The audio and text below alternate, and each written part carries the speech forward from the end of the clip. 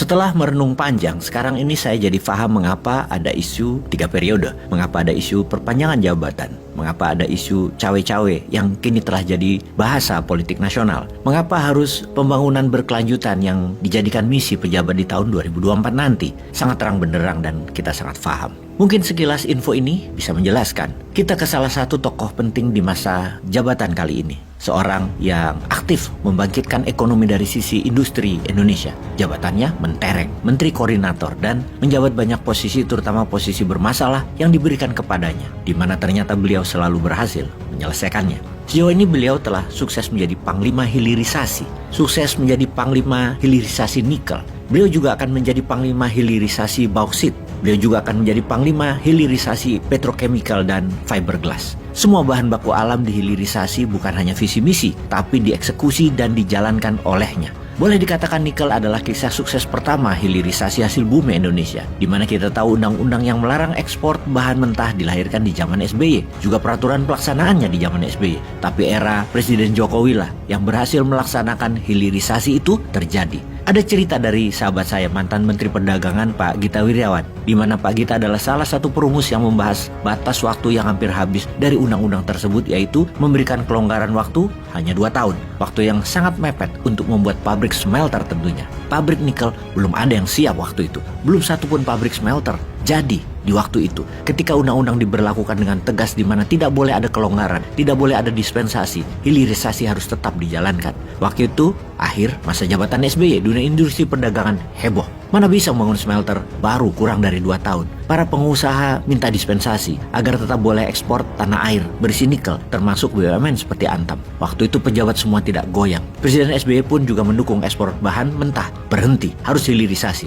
Sungguh tidak mudah memaksakan hilirisasi, harus kerja keras dan penuh komitmen, terutama pejabat tingginya. Sekarang yang melanjutkan kebijakan hilirisasi undang-undang yang dibuat di zaman SBY, tidak ada yang terbaik. Panglima terbaiknya yaitu Pak Luhut, yang dengan berani menekankan hilirisasi. Bukan keputusannya saja yang berani, dia action langsung, memimpin garda terdepan yang sulit-sulit dibabat, dibukakan karpet merah buat investor, dan Indonesia berhasil menjadi penguasa nikel hilirisasi tambang nikel saat ini. Pak Luhut membuat kejutan baru sekarang. Ekspor bahan mentah bauksit segera dilarang. Tahun ini juga hebohnya tidak lagi seperti nikel di awal-awal zaman SBY. Dunia usaha sudah tahu sekarang. Pemerintah saat ini tegas, tidak bisa ditawar-tawar lagi. Tidak akan ada dispensasi. Dulu begitu undang-undang dilahirkan di zaman SBY, pengusaha tenang-tenang saja. Tanggapan mereka pasti ada dispensasi, apalagi kalau pengusaha kompak. Tidak ada yang membangun smelter. Pemerintah pasti takut karena takut kehilangan devisa dari ekspor bahan mentah. Sikap pengusaha seperti itu saat ini tidak ada lagi.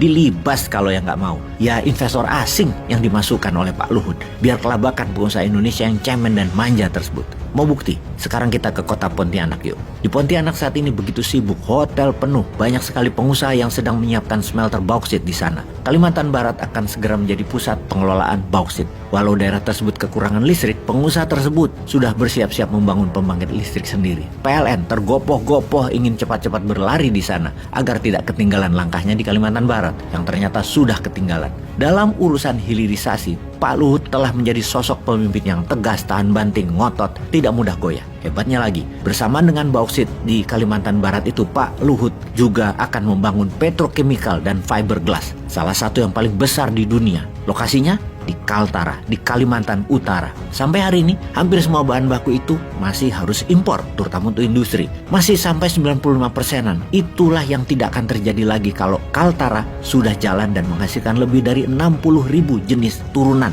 industrinya. Semua berupa bahan baku utama industri zaman baru. Disitulah jenis-jenis material baru akan dihasilkan. Bahan baku yang diperlukan industri baru. Kedepan dengan Kaltara, kita menjadi Indonesia baru. Sebuah masa yang belum pernah Indonesia capai. Dari Kalimantan Utara lah nanti sumber utama pertumbuhan ekonomi negara, bukan lagi bersandar pada pertumbuhan tradisional lagi. Dari situlah Pak Luhut berencana mengatur pertumbuhan tidak lagi di kisaran 5% setahunnya. Di mata Luhut, masa depan Indonesia sangat cerah. Tapi semua itu harus terlaksana dan harus berkelanjutan. Ada 3 cara melanjutkannya. Masa jabatan 3 periode atau perpanjangan masa dari 5 tahun jadi 7 tahun atau jadi 8 tahun, atau menunda pemilu, atau melanjutkan ke pemimpin ke depan yang bisa melanjutkan hilirisasi industri dengan kecepatan seperti saat ini. yang terjadi sekarang. Menurutnya, momentum itu belum tentu akan ada lagi. Beliau mengingatkan apa yang terjadi di Amerika Latin, di mana sampai hari ini Amerika Latin tidak pernah mendapatkan momentum itu. Juga banyak negara yang terjebak di pendapatan menengah, middle income trap country, negara-negara yang terjerat muter-muter jalan di tempat. Tetapi tidak dengan Indonesia. Dengan hilirisasi industri, Indonesia jadi keluar dan memimpin dunia berbasis bahan baku alam hilirisasi. Tumben nih bosman buat narasi beginian ya. Tapi ya begitulah New Mind, selalu open mind. Bagaimana menurut Anda?